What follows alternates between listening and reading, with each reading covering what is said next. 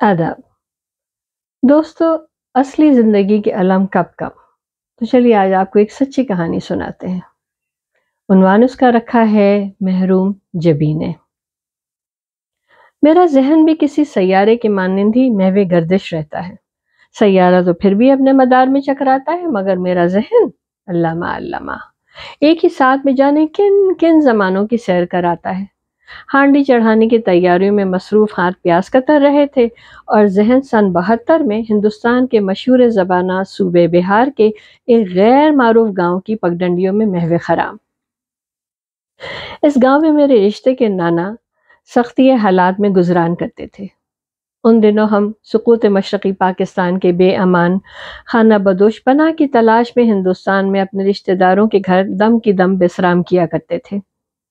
सन 72 के जनवरी में हम लोगों का खासा वक्त उसी गैर मारूफ गांव में गुजरा।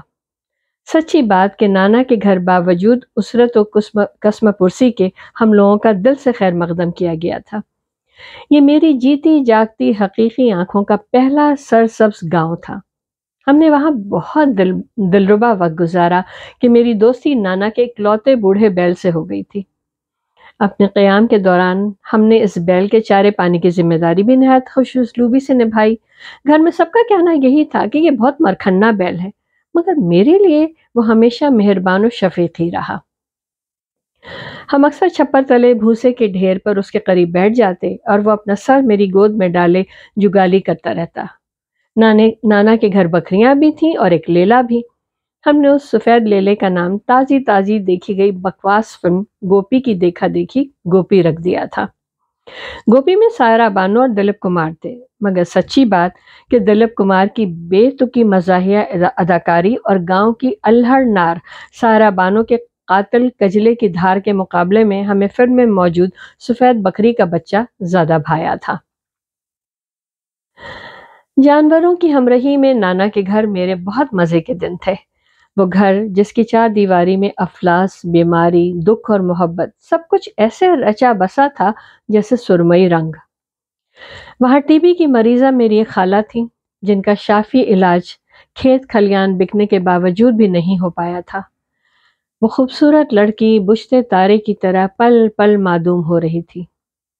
दिन की ताबनाकी में नानी उनकी खाट आंगन में बेरी के दरख्त के नीचे बिछा देती और हम नानी के मना करने के बावजूद भी उनके बिस्तर के गिर्द घुरियाते रहते कि खाला का जद मलूल हुस्न हमें सहरजदा रखता। उसी घर में छोटी खाला भी थी, जिनके शानों पर घर गृहस्थी का बार उनकी तालीम के आड़े आ रहा था। वहां एक बहुत ही कमरू मामू भी थे, जो मेरे लिए किसी पहेली से कम नहीं। उस घर का हर फर्द साहिब जमाल इल्ला मेरे वो बड़े मामू। वो तालीम हासिल नहीं कर सके थे। शुनीद यही कि उन्हें पढ़ने से लगाव न था, सो वो बचपन ही से खेत खलियान की आबियारी और कटाई में उसी मरखन्ने बैल की तरह जोत दिए गए थे। वो बहुत कमगो थे। वो बहुत कमगो थे। जाने इसकी वजह हकलाहट थी या हकलाहट बसबब महरूमी, हम आज भी ये फैसला करने से कासिर। उसी घर में गो मेरे छोटे मामू मौजूद न थे, मगर हर आन उनका जिक्र खैर रहता। वो बगर्ज़ तालीम किसी बड़े शहर के हॉस्टल में मुकीम थे। उनकी जहानत और हुस्न के तस्करे से घर ऐसे छलकता जैसे तेज आंच पर उबलती हांडी। उस घर का जरा जरा छोटे मामू की मदह सराई में सरगम रहता, और जाने क्यों मेरी आंखें बड़े मामू के धुआं धुआं चेहरे पर मरकूज रहती। उस गांव में हमने पहली बार सुन्नियों का मुहर्रम देखा। मुहर्रम और आशूरे के दिन गांव के बच्चे बच्चे ने सब्ज रंग का कुर्ता पहना हुआ था। 9 मुहर्रम की रात खिचड़ा बना, साथ में चटनी, मट्ठा और मीठे में सूखी रोटियों का मलीदा। उस दिन गांव में एक हिजान सा तारी था। वजह यह थी कि मगरिब के बाद अखाड़ा सजना था, जहां और खेल तमाशे के साथ साथ गतका भी खेला जाना था। गतका लाठियों के खेल को कहते हैं। पता चला कि बड़े मामू गतका के चैंपियन हैं। उस दिन गांव की अल्हड़ बालियों में जोश और खरोश था कि आज की रात उन्हें महीन पर्दे के पीछे से तमाशा देखने की खुली आज़ादी थी। सो उन लड़कियों की सजधजी निराली थी कि हत्तुल मखदूर सिंगार का एहतमाम किया गया था। खूब पर्दा है कि चिलमन से लगे बैठे हैं। خوب پردہ ہے کہ چلمن سے لگے بیٹھے ہیں، صاف چھپتے بھی نہیں، سامنے آتے بھی نہیں۔ اسی سبب شاید یہ رات بہت سے دھڑکتے دلوں کو باہم یکجا بھی کر جاتی ہوگی۔ ہم بھی وہیں موجود تھے، سو ہم بھی سب دیکھا کیے۔ لڑکیوں کی دل پذیر چھپ اور لڑکوں کی شوخی بہت کچھ کہتی سنتی ہوئی تھی۔ ہم نے اس سنتی اور سنسناتی رات کو نہ صرف بہت انجوائے کیا بلکہ نگاہوں کے چلتے تیر سے گھائل اور بسمل دل بھی ملاحظہ کیے۔ واپسی پر خالہ کے جی میں جانے کیا سمائی کہ کہنے لگی کہ ارے آپ لوگ ان سے تو ملی ہی نہیں ہیں۔ وہ غالباً میرے دور کے رشتے کی بیوہ ممانی تھی۔ وہ گھر یقیناً گاؤں کا خستہ ترین گھر تھا، اپنے ہی بوجھ تلے ڈھہتا ہوا۔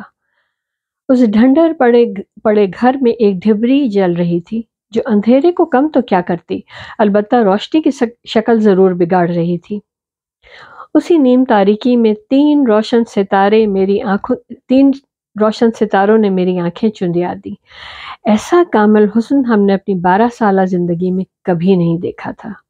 گدڑی میں لال اپنی اردو کی کتاب میں محاورہ ضرور پڑھا تھا، مگر اسے مجسم اسی گھر میں دیکھا۔ وہ تینوں زہرا جبینے جن کے بوسیدہ لباس ستر پوشی سے بھی قاصر تھے، فاقہ کشی کے باوجود حسن و اخلاق کے مرقع تھیں۔ ان کے گھر شاید ماشا بھر چینی اور پانی ہی میسر تھا جو انہوں نے میٹھے پانی کی شکل میں نہایت محبت سے پیش کیا۔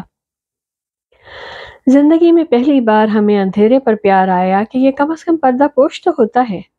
ناکافی روشنی انہیں دیکھنے میں معاون بھی رہی کہ روشنی میں تو شاید میری آنکھیں بھی نہ اٹھ سکتی تھیں۔ واپسی میں ہم نے ابھی کلی طور پر نانا کے گھر کی دہلیز نہ لانگی تھی کہ نانی کی دہائی دینے لگے۔ پھولی سانسوں کے درمیان نانی کو بتایا کہ ابھی ابھی ہم کیسا حسن مجسم دیکھ کر آ رہے۔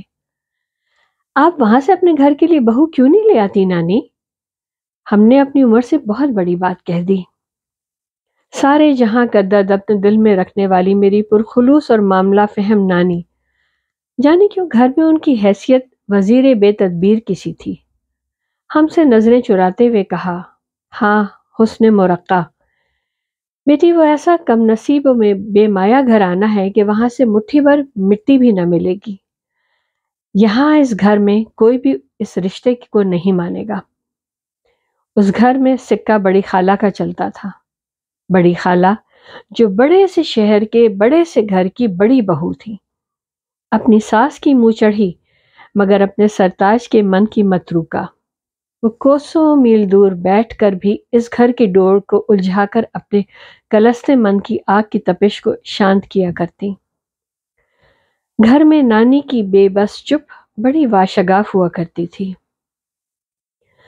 برسوں بعد خبر ملی بڑے ماموں ناآسودہ خاموشی سے جیتے جیتے ایک شب خاموشی ہی سے مر گئے، اور اسی غیر معروف گاؤں کی ایک معدوم ہوتی کٹھیا میں 3 محروم تمنا محجبینیں ابھی بھی زندگی کے جبر سے نبردآسماں ہیں۔ از قلم شاہین کمال۔ اپنا خیال رکھیے گا۔ اللہ حافظ۔